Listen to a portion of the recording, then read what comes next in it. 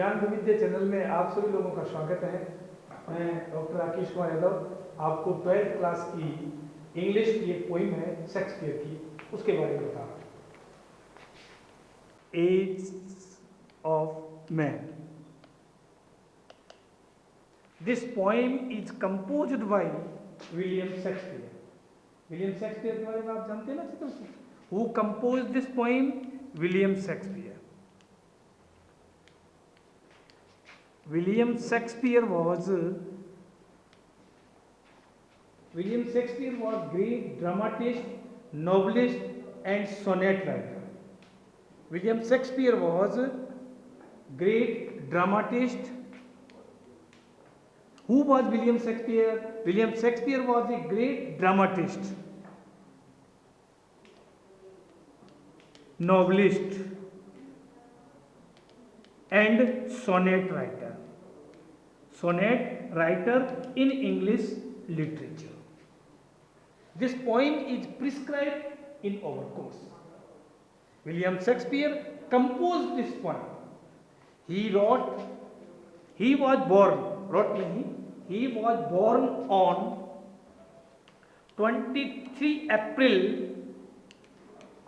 15th century 64 and he passed away 23 April 16th century. He was born at Stratford Avon,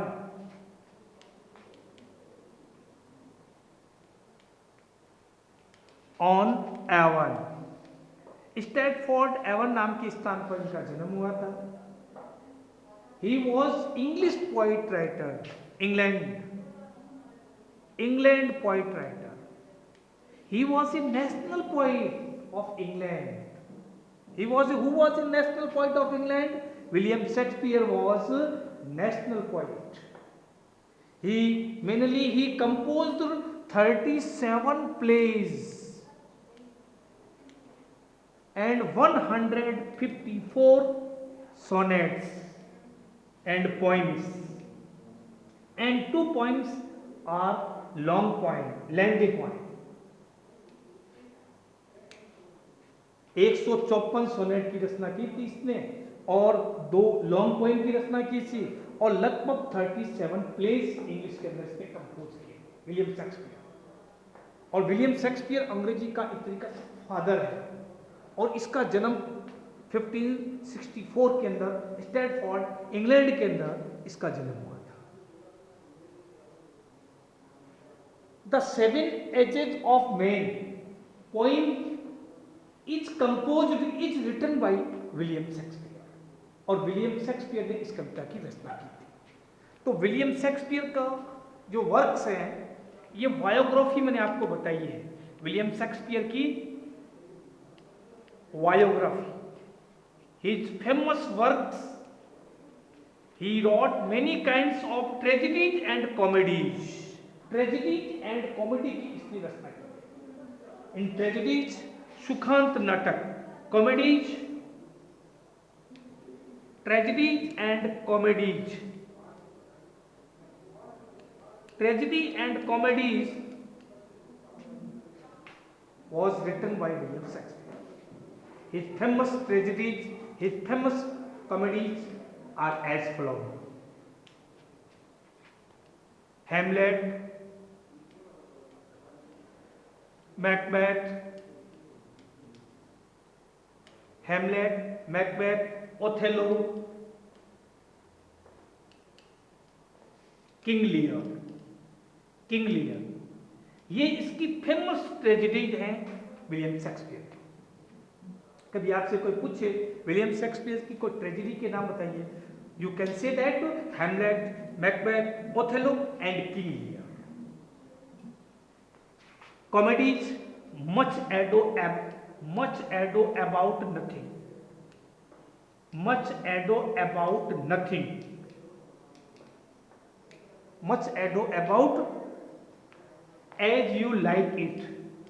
As you like it. Tragedies and comedies and historical plays Julius and Caesar. and Romeo and Juliet, Julius Caesar, As You Like It, Much Ado About Nothing, King Lear, Othello, Macbeth, and Hamlet. And we can say that he composed tragedies and comedies in English literature. And he was a national poet of England. He composed 37 plays and 154 sonnets. And this poem, The Seven Ages of Men, has drawn As You Like It. As You Like उसका एक comedy है, उस comedy से ही the seven ages of man जो poem है उसको उसने क्या किया है, ड्रॉन किया, अवतरित किया है, लिया है. और एज यू लाइक इट का एक्ट नंबर 2 एंड सीन 7. देखिए अपन एग्जाम देते हैं, कोई कॉम्पिटेटिव एग्जाम देते हैं, उसमें कई बार माइन्यूटली जो थिंग्स है ये पूछ लेते हैं कि एज यू लाइक इट से the seven ages of man को कहाँ से लिया गया है, तो कौन से सीन का दृश्य है. Act 2 and scene 7 as you like it से लिया गया. In this as you like it play comedy, Jacques is the character. एक जैक्स नाम का करेक्टर है.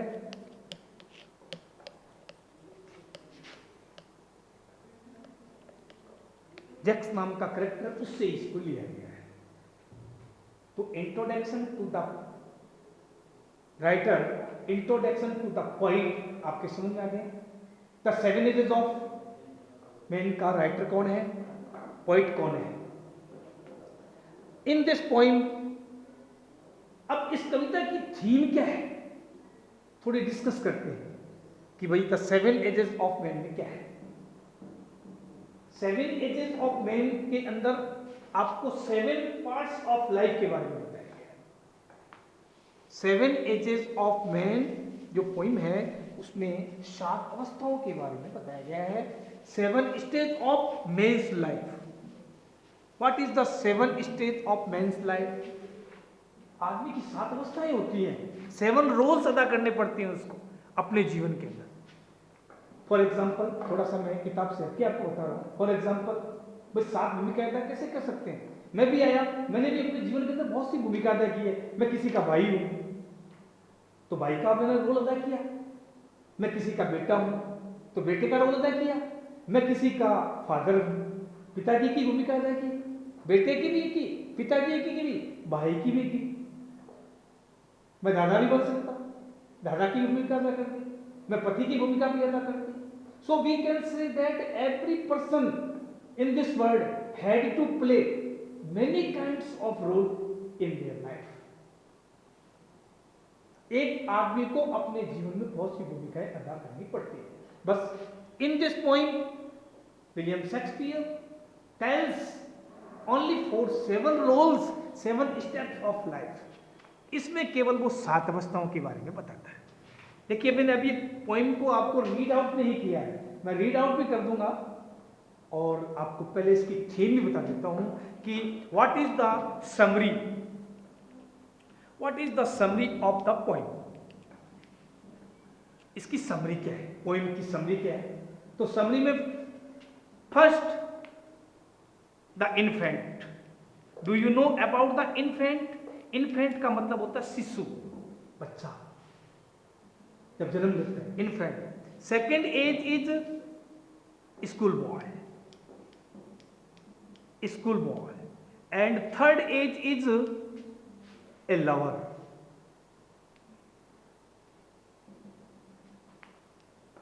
After that soldier, justice. After that, old age. And 7, last, second, childishness. Second, childishness. A man had to play 7 roles in this point. First, the infant role, schoolboy, lover, soldier, justice, old age, and second childishness. Every person had to play many roles. But in this poem, William Shakespeare tells only for 7 steps of life. First, he had to play the infant role.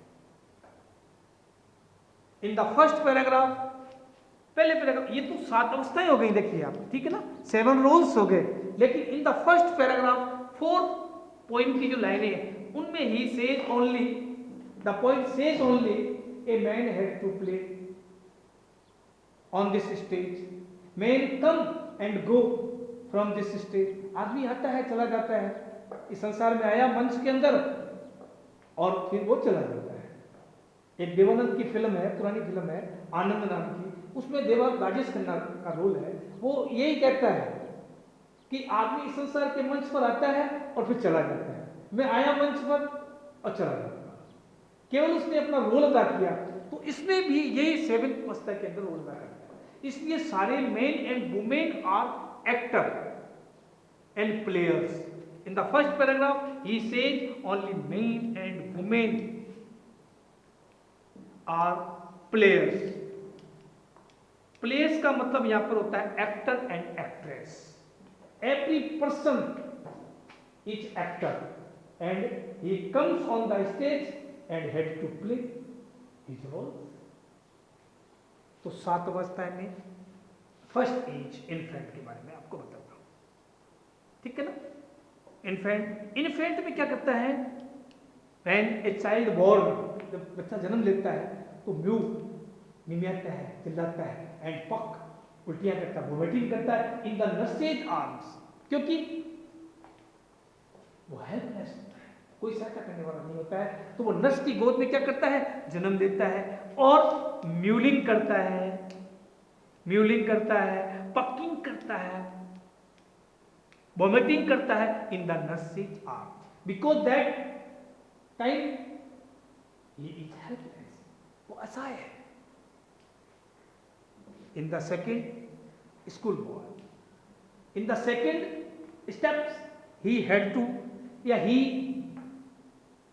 wants to go to school, वो school जाना चाहता है। His parents also like that, उसके माता पिता भी पसंद करते हैं कि बच्चा स्कूल जाना चाहिए, so that he could progress in his life, ताकि वो अपने जीवन में कुछ उन्नति कर सके। But he goes to school unwillingly, with a heavy bag, with a heavy satchel, वो भारी बैग के साथ स्कूल जाता है। कौन? बच्चा हैवी बैग के साथ स्कूल जाता है। he does not like to go to school, he does not like to go to school, but he goes to school unwillingly, अनिच्छा पूर्वक, उसकी मन में जाने की इच्छा नहीं होती है, बच्चे लोग स्कूल नहीं जाते हैं। And he faces signs in morning face, और मॉर्निंग के टाइम उसका देखो चेहरा चमकता हुआ दिखाई देता है और वो अनविलिंगली स्कूल जाता है। फिर बच्चे उठते ना, कहते हैं स्कूल नहीं जाएंगे, उसकी इच्छा नहीं होती जाने के लिए, but he had to go, उसको जाना पड़ता है। म्यूल एंड पक्स की नर्स की गोद के अंदर, अब वो हैवी वे के साथ स्कूल गया, उसने भूमिका अदा की। And that time in the 6th age he becomes a lover, वह एक प्रेमी बनता है। क्या बनता है? प्रेमी बनता है। And he sits for his beloved for his mistress, वो अपनी मिस्ट्रेस के लिए क्या करता है? ही सिंग्स, गाता है। वो फुल बैलेड, दर्द भरे गीत गाता है, woeful ballad. Who sings woeful ballad? A lover. In this age, it is the age of adolescence, किशोरावस्था होती है, और बच्चा हर आदमी इस तरीके से वो फुल जो दर्द भरे गीत गाता है। और फॉर हिज मिस्ट्रेस, अपनी बिलव्ड के लिए, फॉर हिज मिस्ट्रेस के लिए, मिस्ट्रेस एंड बिलव्ड, इसके लिए वो क्या करता है? दर्द भरे गीत करता है। देखिए वही बच्चा म्यूल एंड पक कर रहा था, वही बच्चा अनविलिंगली स्कूल गया, और वही बच्चा आगे बढ़कर अपनी मिस्ट्रेस के लिए, अपनी बिलव्ड के लिए सिर्फ आगे बढ़ता है, और वो फुल पेनफुल सॉन्ग्स पढ़ जाता है। सोल्जर के अंदर क्या होता है? आपने देखा होगा, in the middle age he becomes a soldier. A soldier likes seek तलाश करता है बबल रेपुटेशन, उसके बुलबुले जैसी रेपुटेशन की इच्छा होती है। And he had a beard like a pard, like as a pard, और वो एक तेंदुए के जैसी क्या रखता है, दाढ़ी रखता है। And he takes many kinds of oath for his country, और अपने देश के लिए वो क्या करता है, अनेक प्रकार की कस्में उठाता है, क्योंकि सोल्जर का नेचर ऐसा होता है थोड़ा। और जस्टिस के अंदर क्या करता है, in this age he had to play the fifth age, first second third fourth fifth age. In this age he is well educated and he tells many kinds of saws and instances. उसको अनेक प्रकार के, क्योंकि पढ़ा लिखा educated हो जाता है ना, तो उसका हल्का सा वैल्यू भी आ जाता है, और वैल्यू आने के कारण उसको अनेक प्रकार के उदाहरण, इंस्टेंस एंड एग्जाम्पल एंड जो लीगल की जो एक्ट है, आर्टिकल है, उसको लर्न होते हैं, तो वो अनेक प्रकार के लोगों को शेयर करता है। और वही बच्चा ओल्ड एज के अंदर बनता है। In this age his voice becomes completely changed, his manly voice changed into a shrunk pipe, एकदम कपकपाती हुई आवाज के अंदर, और उसके अंदर जो स्पेक्टेकल्स है, उसका जो चश्मा है, उसको स्पेक्टल्स बोलते हैं, वो स्पेक्टल्स है उसके नोज के ऊपर क्या होता है, लगा हुआ होता है। And he can not goes movely, वह नॉर्मल वे के अंदर मूव भी नहीं कर सकता है, घूम नहीं सकता है। और उसकी जो आवाज है ना, जो मैनली आवाज, जो उसकी युवावस्था के अंदर आवाज थी, वो एकदम हल्के पाइप की आवाज की जैसे चेंज हो जाती है। एक म्यूजिक, स्कॉटलैंड के अंदर एक पाइप शब्द का प्रयोग एक म्यूजिक के इंस्ट्रूमेंट के रूप में किया जाता है। और फिर in this age second childishness, दूसरा बचपन आ जाता है। आपने देखा होगा, सुना होगा कि बच्चा और बुढ़ापा दोनों बराबर होते हैं। आपने कहा कैसे सर, बच्चा बुढ़ापा बराबर कैसे होता है? बच्चे कुएं के बारे में नहीं जानता, बच्चा कुएं में गिर सकता है, because he does not know the depth of the well. वो कुएं की गहराई को नहीं जानता है, वो गिर जाता है। सिमिलरली इसी प्रकार एक बूढ़े आदमी को छोड़ दो, वो भी गिर जाता है। एक बच्चे के सामने चाय ला कर रख दो, बच्चा उस चाय के अंदर स्नैच करता है और उसको स्कैटर कर देता है। तो चाय को उसने टच कर लिया, उसको नहीं मालूम है ये वार्म है। सिमिलरली इसी प्रकार बुढ़ापे वाले आदमी के चाय ला कर रख दो, तो गर्म चाय पीने लग जाता है, क्योंकि वो वार्म्स और कोल्ड का जो डिफरेंस है उसके बारे में नहीं जानता। So we can say that the old age and the child age are same. बचपना और बुढ़ापा बराबर होता है, but in this age he had no sense, he had no teeth and no voice, and he becomes completely hopeless, just like a child. In this poem, इस कविता के अंदर कवि 7 अवस्थाओं के बारे में आपको इस तरीके से, मैंने आपको ये पोएम एक हल्की सी समरी के रूप में बताया, और हल्की सी समरी के रूप में मैंने विलियम शेक्सपियर के बारे में बताया। थोड़ा मैं रीड आउट कर दूं पोएम को, और अपनी पोएम इसको देखिएगा। उस तरह मैंने कुछ चीजें इसमें नहीं बताई हो। First age, second age, third age, all the world is a stage, all the world is a stage. In the first age, first paragraph, it is the first age, but in the first paragraph of 4 lines, which means all the world is a stage, ये सारा संसार ये क्या है, मंच है। all the world, it is a popular line in English literature, and all the world is a stage, all the world is a stage, ये सारा संसार एक मंच है। एक बार राजस्थान बोर्ड के अंदर क्या हुआ था, जो डिटर्मिनेशन आते हैं ना, ग्रामर के अंदर टॉपिक आता था, उसके अंदर ये स्पेस दे रखा था, the world is a stage. तो उसमें ऑल शब्द को अपने को फिलअप करना था, और it is a very popular line in English. कभी आपको भी कोई पूछे तो what is the means of all the world is a stage, ये सारा संसार एक मंच है। And all the men and women mainly players, all the men and women are mainly players, और सभी आदमी और औरतें इसके क्या है, प्लेयर्स हैं, एक्टर हैं, एक्ट्रेस है। मैं भी एक एक्टर हूं, आप भी एक एक्ट्रेस हैं। And every person had to come on the stage and had to play their roles, his roles, and end of the life he had to go from this world. और अंत में उसको क्या करना पड़ता है, उस संसार से जाना पड़ता है। And the third line, they have their exit and their entrance, और वो कभी अंदर आते हैं और कभी बाहर चले जाते हैं। आना और जाना, it is the rule of nature. आना और जाना क्या है, प्रकृति का नियम है। Every person had to go and had to come in this world, but end of the life he had to go from this world. So William Shakespeare poem is very popular in English literature. It is a very didactic poem in English. It is prescribed in 12th class compulsory English. And one man in that time plays many parts. और एक आदमी को अपने जीवन में बहुत सी भूमिकाएं अदा करनी पड़ती है। In the first 4 lines, the poet wants to tell that every man had to play 7 roles in his life. In the first paragraph, and his act being 7 is at the first infant. At the first infant, first शिशु के अंदर mewling and pucking in the nurse's arms, there a whining schooling boy with a satchel and shining morning face, creeping like a snail. The student goes to school like a snail. एक जानवर होता है जो जमीन पर रेंग के चलता है, उसको स्नेल बोलते हैं, like a snail. वो अनिच्छापूर्वक जाता है, and with a heavy satchel, with a heavy satchel.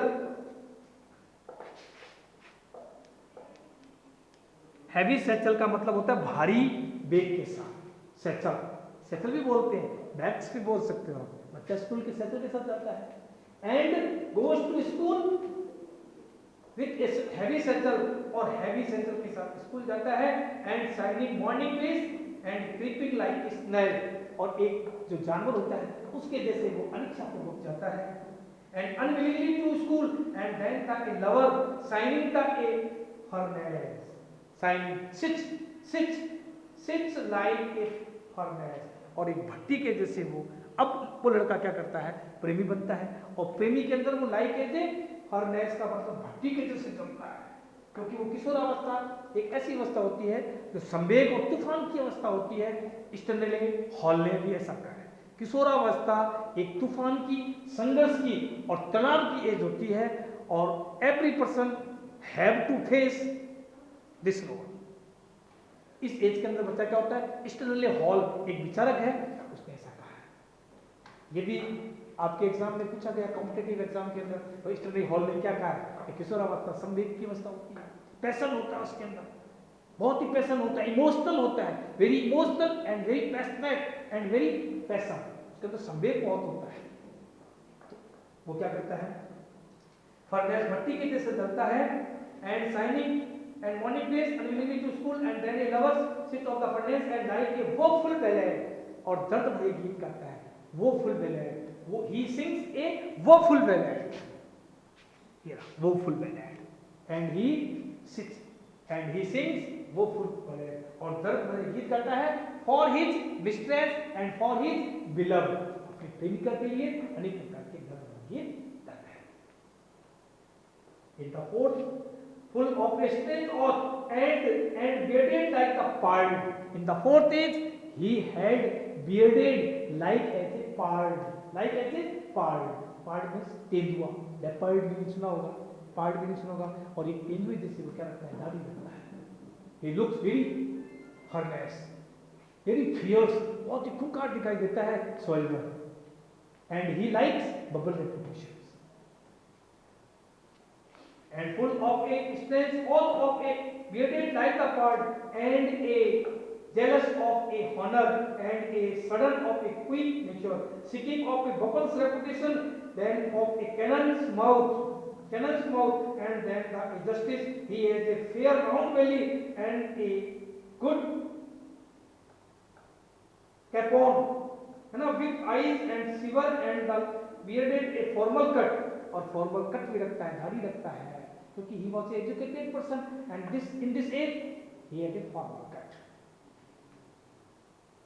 So in this point we can say that मैंने आपको वैसे समरी के रूप में बता दिया है, इसकी पोइम के रूप में भी आप देख लेना, और इसकी इस प्रकार के ये समरी और थीम इन दोनों को याद करो, और विलियम शेक्सपियर का जो परिचय है, इंट्रोडक्शन है, उसकी बायोग्राफी है, उसको भी लर्न कीजिए, और इस पूरी पोइम का जो समरी है इसको समझिएगा।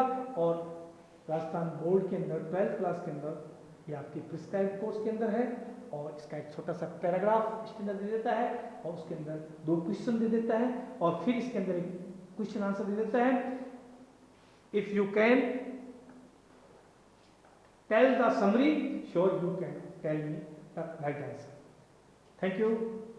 Next day I will tell you next point, and thank you for watching this video.